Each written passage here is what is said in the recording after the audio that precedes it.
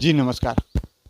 आप देख रहे हैं न्यूज़ 24 नवतपुर और मैं परमिंदर शर्मा। मैं आपको बता दूं कि अभी दशहरा का माहौल है और दूसरी बात कि 2025 विधानसभा चुनाव का माहौल चल रहा है और इसी माहौल के बीच विक्रम में स्वर्गीय खदेरन बाबू की 125वीं जयंती मनाया जा रहा है, जिसके जो खदेरन बाबू स्वर्गीय खदेरन बाबू जो हैं वो विक्रम की धरती से मंत्री भी रहे, जिला परिषद अध्यक्ष भी रहे।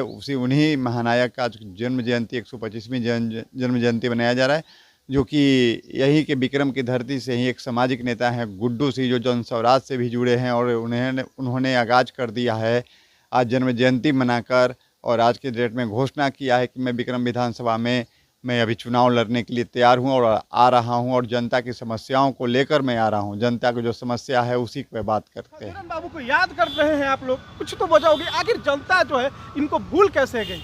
पिछले बार भी मैं आपको बताया था कि मैंने 20 अगस्त 2023 के उनके पुण्यतिथि पे कोई पोस्ट, फेसबुक पोस्ट या मीडिया का मतलब पे आना, पेपर में उनका कुछ निकलना उनके पुण्यतिथि के अवसर पे, तो मुझे बहुत धक्का लगा। मैंने देखा कि किसी एक पार्टी के एक यहाँ प्रभारी थे महाराष्ट्र के, उनकी माता जी की मृत्यु हो गई थी सब लगभग वही अगस्त में।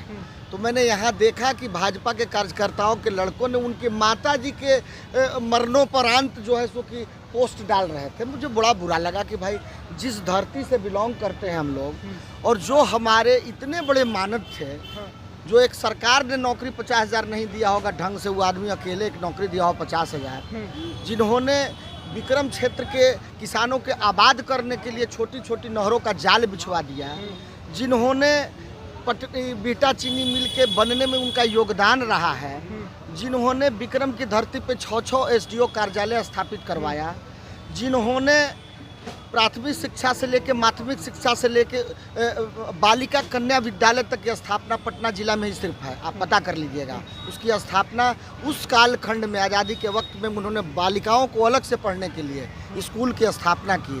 उन्होंने छोटे छोटे हर एक पंचायतों में पीएचसी की स्थापना करवाई, डॉक्टरों का उसमें डॉक्टर रहते थे, उसमें कंपाउंडर रहते थे, उसमें ड्रेसर रहते थे, उसमें दवाई रहती थी और 24 घंटा लोगों को सेवा मिलता था। हर एक पंचायत में पशु चिकित्सालय बना दिया गया था। मगर आज की हालत देख लीजिए, विक्रम प्रखंड स्तर पे आपके 15-20 साल से सिर्फ ड्रामेबाजी हो रहा है कि ड्रामा होगा कि ब्रामा होगा। अरे भैया, हमको 1.5 लाख की आबादी पे एक हॉस्पिटल चाहिए ना, वो तो मुझे दे दो। मगर यहाँ की जनता भी सोई है और यहाँ के नेता तो आपके लिए है भी नहीं, ठीक है ना। वो तो कहते भी हैं कि मैं व्यापार करता हूँ, मैं टिकट खरीद के लाता हूँ और जनता से वोट खरीद लेता हूँ, तो आपकी बात को कौन सुनेगा, ठीक है ना। तो मैं लोगों को उनके आत्मा पे चोट करने आया हूँ। मैं पूरे पुरदली से कह रहा हूँ कि सोए हमारे भाइयों, सोए हमारे परिवार के सदस्यों, जागिए, आपका भविष्य अधर में है। 30 साल में आपके आधे घरों में ताला लग चुका है, वो ड्यू टू वन रीजन कि आपका खेती बर्बाद हुआ है, आपकी शिक्षा व्यवस्था ध्वस्त हो गई है, आपका स्वास्थ्य व्यवस्था ध्वस्त हो गई है। इन सारी सुविधाओं के लिए आप छोड़ के पलायन कर रहे हैं, कोई बीटा, कोई पटना, कोई दिल्ली, कोई मुंबई, और इस तरह से पलायन जारी रहा तो अगले 20 वर्षों में न गाँव रहेगा, न गाँव के लोग रहेंगे, न गाँव की सभ्यता रहेगी, न ये विक्रम रहेगा। तो आप पे इतनी भारी संकट आई हुई और आप आँख पे और चद्दर तार के सोए हुए हैं। मैं न कारखाने की टूटी में आवाज़ लगाने आया हूँ, मैं अकेला ही चला हूँ, अकेला चलता रहूँगा, कारवा बने ना बने। मैं खास करके उन बुजुर्गों का भी अभिनंदन करता हूँ जो इस परिस्थिति में भी वो आए, मगर हमारे नौजवान सोए हुए हैं। किसी की आँख पे धर्म का पट्टी है, किसी के आँख पे जाति का पट्टी है। अब विक्रम के उत्थान और उसके बारे में बात करने के लिए कौन है?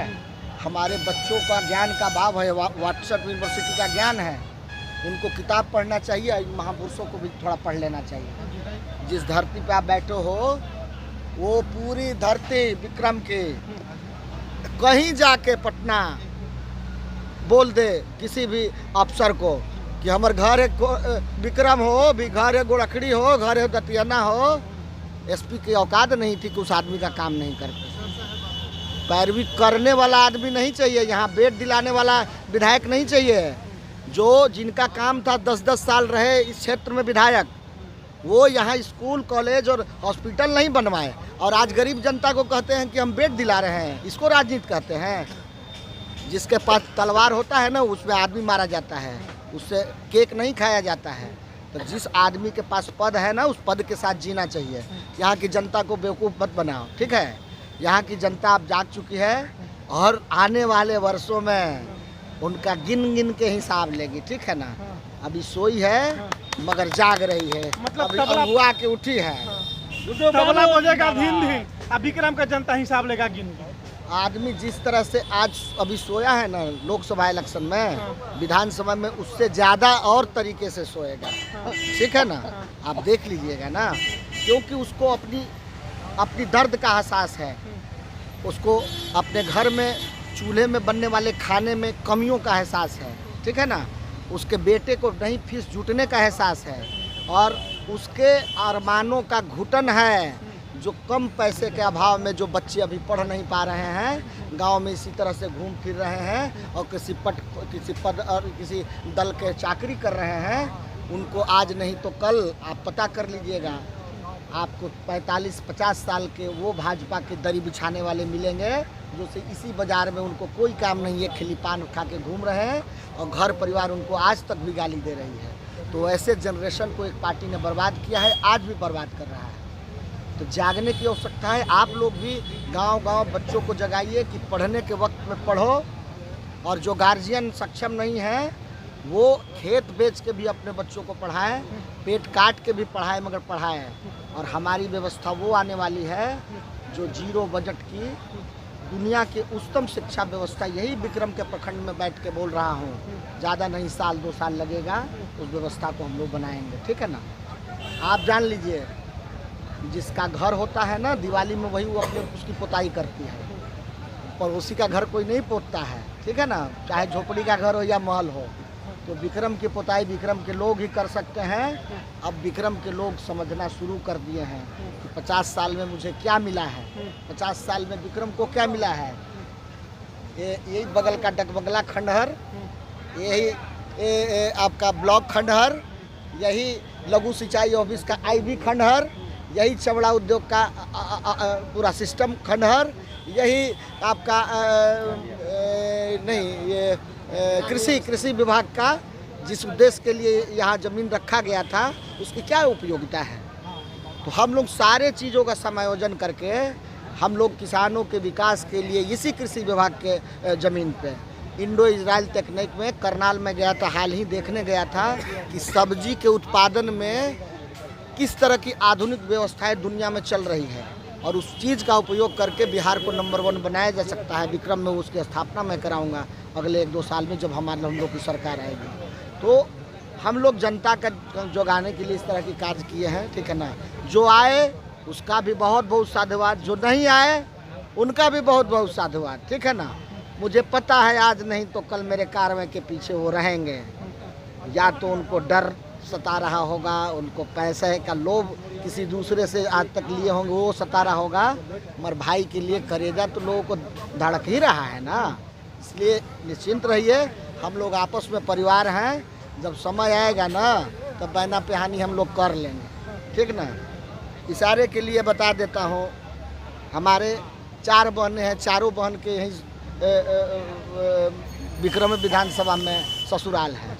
हमारा ससुराल भी विक्रम विधानसभा में, 4 गो भाई हैं, चारों में। तो जिस गांव का हम साला रहेंगे वो गांव भी अपने आप को गर्वान्वित महसूस करेगा कि भाई और आपके हम साला है और आपके साला विधायक होल हैं। तो हम लोग अपने संबंधों को बड़ा कर लेंगे। अभी लोगों को हम पे भरोसा थोड़ा थोड़ा आना शुरू हुआ है।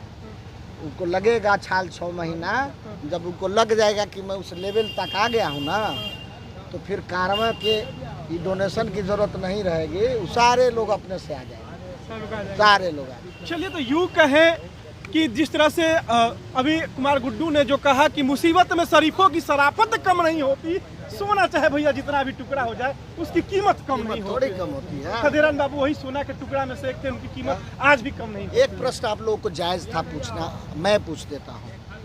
अब देख लीजिए कि आप लोग पत्रकारिता करते हैं वर्षों से, इस धरती से जो राजनीति करते हैं, जो यहाँ के लोगों से वोट लेते हैं, मैं उनसे कहना चाहता हूँ कि आपके प्राइड को कभी एक पुष्प भी अर्पित करने आया उन लोगों ने? इसके पीछे बहुत बड़ा षड्यंत्र है, क्योंकि लगता है कि वो बाहरी हैं। अगर यहाँ के लोगों को सम्मान देना शुरू करेंगे तो उनका जड़ से समापन होने वाला है। इसलिए इतने बड़े महान व्यक्ति को वो अपमान कर रहे हैं, और विक्रम की धरती कभी अपमान नहीं सहेगी। विक्रम की धरती अब जाग गई है कि जो हमारे महापुरुषों का, हमारे पूर्वजों का आपने सम्मान नहीं किया, अब मेरा इज्जत क्या करिएगा? तो लोग उनको अब जवाब देने के लिए तैयार हैं, और उनको आवाज़ पहुंच गया होगा कि अब बदलाव किस ओर जा रही है। ठीक है ना? आप लोग इसी तरह से कार्यक्रम में शरीक लीजिए। आप लोग भी बातों को बहुत अच्छे से पिछले प्रेस कॉन्फ्रेंस में भी बढ़ाए, आज भी बढ़ाए हैं, इसलिए सभी को, आप लोगों को शुक्रिया और बहुत बहुत धन्यवाद। बैटरी खत्म है।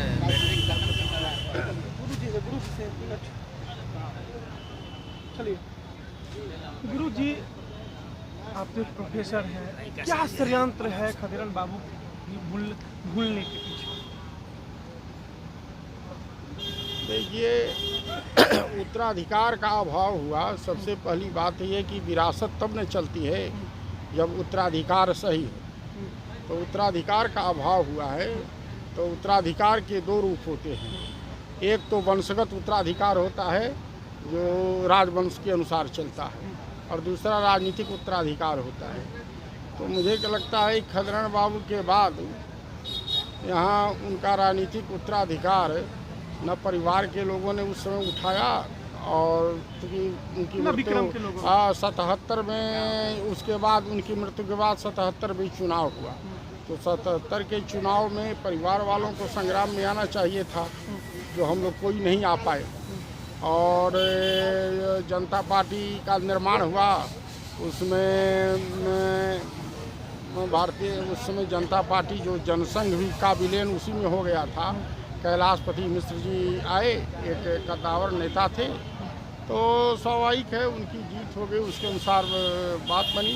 फिर कोई राजनीतिक उत्तराधिकार विक्रम एक काल चक्र है जी। मैं कभी कभी ऐसा समझता हूँ, जिसका कभी बहुत उत्थान रहता है उसका पतन भी होता है। तो खदेरन सिंह ऐसे व्यक्ति थे जो पूरे पटना जिला की राजनीति को प्रभावित करते थे, अरवल तक प्रभावित करते थे। जो गया जिला में तत्कालीन गया जिला का वह भाग था, जहानाबाद अस्तित्व में नहीं था, अरवल की तो कल्पना ही नहीं। आप तो काफ़ी अनुभव है, काफ़ी बुजुर्ग भी हैं। जब बंगला में जब उनका जनता दरबार लगता था, क्या 77 के बाद लगा? ना, वो तो 75 में गुजर गए ना। 74 उनके मरने के बाद, मरने ना 74-75 में गुजरे। तो गुजरने के बाद क्या मतलब ना जनता और जननेता के बीच कोई संपर्क ही नहीं रहा ना। संपर्क टूट गया। कोई व्यक्ति जनता के गर्भ से पैदा नहीं हुआ। जननेता या नेता उसी जो जनता के गर्भ से पैदा होता है। तो जनता के गर्भ से पैदा होने वाला व्यक्ति कोई यहाँ हुआ ही नहीं। तो जब जनता के गर्भ से पैदा नहीं हुआ तो उसको जन संवाद की क्या आवश्यकता है, जन सरोकार की क्या आवश्यकता है। उसी समय से बिल्कुल यहाँ की राजनीति हवाई हो गई। हाँ, वायवीय हो गई। उसको वायवीय कहना, वायवीय, एयरी, अंग्रेजी में उसको एयरी कहेंगे, वायवीय हो गई। यही कारण है जनसंवाद और जनता के बीच और राजनेता के बीच। और केवल यहाँ ही नहीं, यह तो स्थिति करीब पूरे प्रांत, पूरे देश में हो गई है। यह स्थिति पूरे प्रांत, पूरे देश में हो गई है कि जनता कहीं है और कहीं कली बेच देंगे, चमन बेच देंगे, जमी बेच देंगे, गगन बेच देंगे। कलम के सिपाही अगर सो गए तो वतन के मसीहा वतन बेच देंगे। चलिए, कहा जाता है। तो अब तो हमको लगता है कि कलम के सिपाही भी बिक रहे हैं। तो ऐसी स्थिति में समाज किस दिशा में जाएगा, इसका पूरा निर्णय और निर्धारण करना कठिन है। चलिए, बहुत बहुत धन्यवाद। यहाँ आपने सुना कि गुड्डू कुमार जो विक्रम के लिए भावी प्रत्याशी बनकर आए हैं, और इन्होंने क्या कहा, स्वर्गीय खदेरन बाबू को लेकर ज़्यादा उनके विचारों को लेकर चलने की बात कह रहे हैं, और कह रहे हैं कि जो विक्रम के जो जिन्होंने सींचा नहीं उसके लिए विक्रम क्षेत्र नहीं है, इसलिए विक्रम को सींचने वाला विक्रम के लाल ही होगा, तो विक्रम को वही सींच सकता है, नहीं तो दूसरे जगह का आएगा और सींचेगा नहीं, केवल मलाई खाएगा और जाएगा। इसलिए गुड्डू से ने घोषणा किया कि हम विक्रम विधानसभा में आ रहे हैं और सीना ठोक कर आ रहे हैं और इस बार जीत दर्ज करेंगे।